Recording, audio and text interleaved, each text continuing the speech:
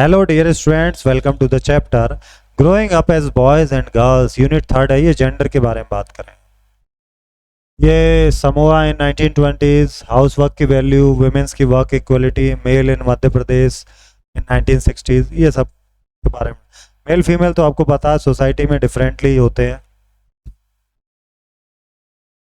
Boys and girls play different, अलग अलग तरह से खेलती हैं। ये गाड़ियों से खेलना पसंद कर रही है, डॉल से खेलना पसंद करती हैं।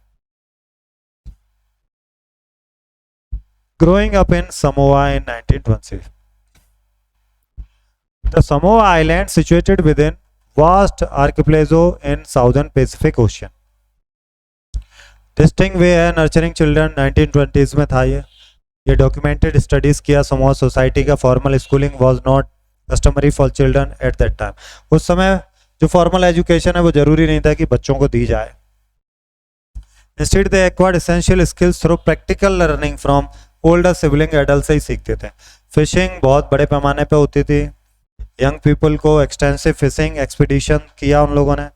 However, these responsibilities were gradually assumed at, इस तरह की रेस्पॉन्सिबिलिटी उन्हें हो जाती थी, बचपन में पढ़ने की बजाय बड़ों से सीखते थे। तो उनके बचपन के अलग अलग स्टेजेस में वो सब काम आए।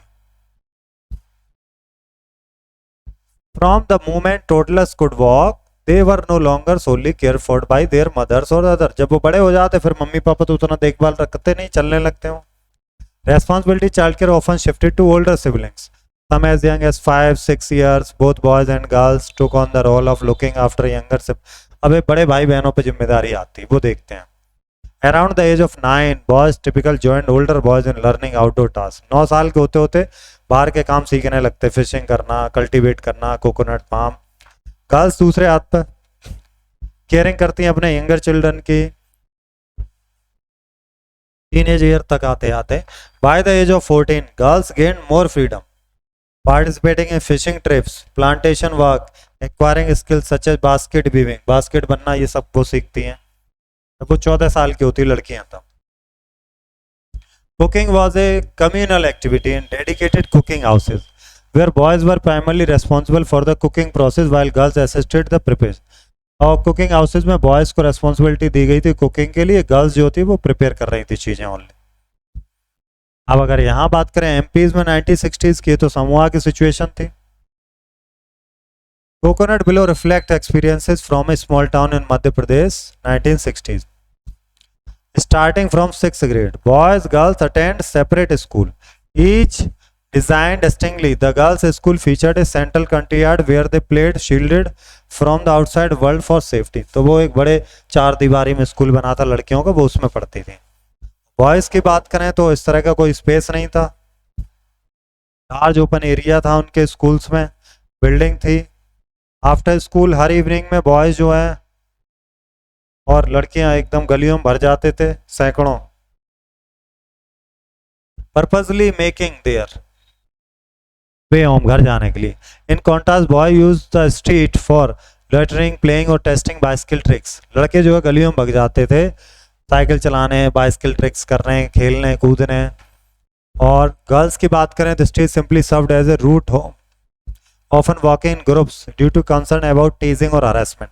गर्ल्स एक ग्रुप में जाया करती थी, वो टीजिंग हो सकती थी या हरासमेंट हो सकता था, इसलिए लड़कियां हमेशा ग्रुप में चलती थी। Comparing this experience highlights the diversity in childhood. Our own perception are shaped by familiarity with our upbringing. हमारे परसेप्शन भी इसी बेस पे बनते हैं कि हम कैसे पाले गए हैं, कैसे बड़े हुए हैं। Yet elders' stories often reveal vastly different childhood.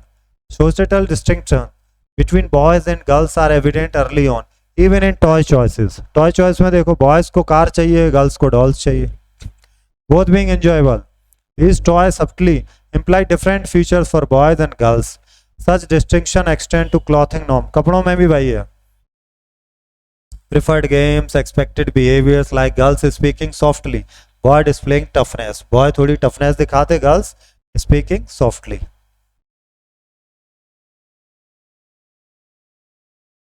ये बढ़िया स्टोरी यहाँ पर दी गई है कार्टून के फॉर्म में, अब इसे पढ़ सकते हैं।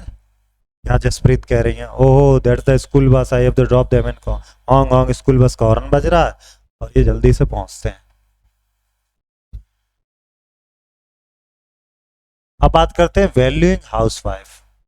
जो हरमीज फैमिली है did not consider Jaspreet household chore, घर के काम को कंसीडर ही नहीं किया जा रहा हरमीत की फैमिली में, जो जसप्रीत काम कर रही है घर के। ये यूनिक नहीं है उनकी फैमिली में, ज़्यादातर ऐसा ही है। डोमेस्टिक काम जो हैं, केयरिंग फैमिली मेंबर्स, बच्चों का विशेष तौर से, एल्डर्स का, बीमार का, तो ये काउंट ही नहीं हो रहे हैं।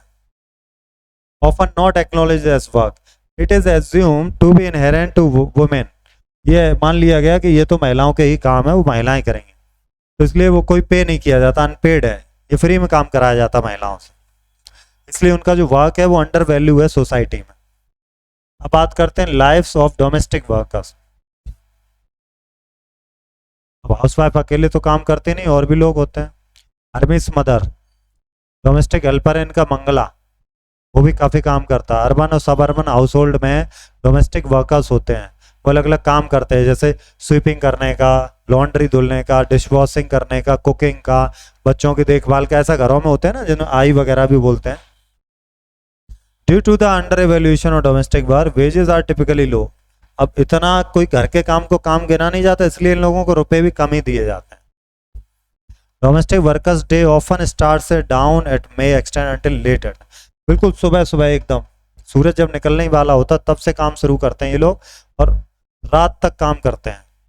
बदले में क्या, लिटिल रेस्पेक्ट मिलती है उन्हें, अब जो भी उन्हें घर में काम कराते हैं उन लोगों से सैलरी तो है ही उनकी लिटिल। तो ये मनाली जो कि डोमेस्टिक वर्कर हैं, दिल्ली में काम करती हैं, इनका खुद का भी एक्सपीरियंस यही। उन्होंने कहा कि मेरी जो पहली जॉब थी वो रिच फैमिली की थी, जो 3 मंजिला बिल्डिंग थी। मैम साहब जो थी बहुत ही स्ट्रेंथ थी, कोई भी काम हो चिल्लाती थी वो। मेरा वर्क किचन का था, 2 दूसरी लड़कियां थी, उनका काम था क्लीनिंग का। 5 बजे ही हम स्टार्ट करते थे अपना दिन। Breakfast, cup of tea, 2 dry rotis, you could never get a third roti, 2 ही रोटी मिलती थी, तीसरी रोटी नहीं दी जाती थी। In the evening I cook the food, 2 other girls would beg me to give them an extra roti, 2 दूसरी लड़कियां मुझसे रोटी मांगती थी। I would secretly give it, मैं चोरी चुपके उनको रोटी दे देती थी, एक्स्ट्रा रोटी, अपनी रोटी। We were so hungry after walking through the, पूरे दिन हम बहुत भूखे रहते थे। We could not wear chappals in the house, और घर में चप्पल भी नहीं पहन सकते थे। इन द विंटर, वो भी सर्दियों में, our feet would swell up with the cold. I use to feel, सर्दी से हमारे पैर कैसे हो जाते थे, स्वेलिंग आ जाती। Used to feel scared of the memsahib but also felt angry and humiliate, और बहुत गुस्सा भी महसूस करती थी, ह्यूमिलेट हो रही थी। तो क्या हमें क्या रेस्पेक्ट नहीं मिलनी चाहिए? देखिए हाउस होल्ड वर्कर को आप ध्यान दीजिएगा, जो भी आपके घर में काम करते हैं आप उन्हें रेस्पेक्ट जरूर दें। महिलाओं के काम को यहाँ दिखाया गया, मैं हर कहीं मौजूद, मेरी अनदेखी और नहीं संभव, कौन सी वह तुम्हारी उपलब्धि जिसमें मेरा नहीं है भाग, औरत को चाहिए अपना अधिकार।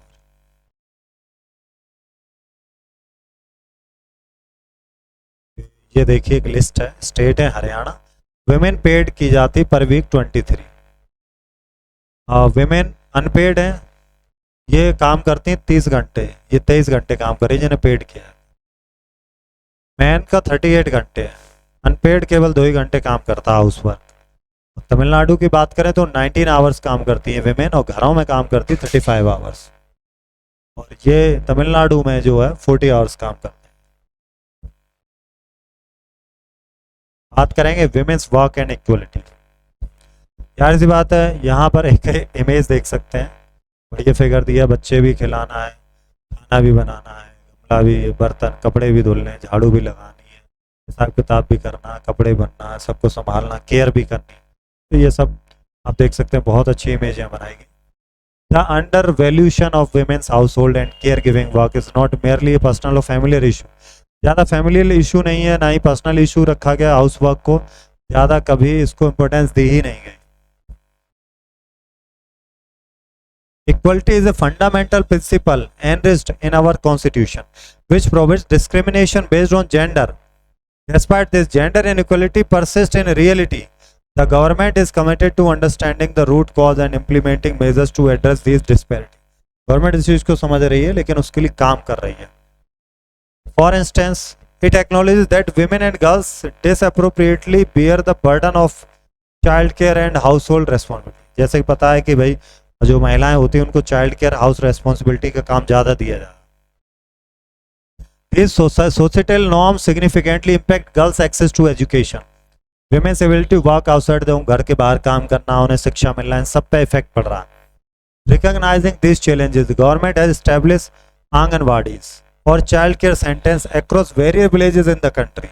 Additionally, laws have been enacted require organizations with more than 30 female employees to provide child care facilities. These creche facilities enable more women to pursue employment outside the house while also facilitating increased school attendance among girls. Anganwadi का concept start किया गया नहीं सबके लिए। ये आप question answers हैं, हम लोग एक्सरसाइज करते हैं ये वाली। The role of men and women and the work done by them is not equally valued. बिल्कुल सही। The Samoan Island are part of a large group of small islands, southern part of Pacific Ocean. Which of these become a way of telling children that they will have different futures when they become men and women?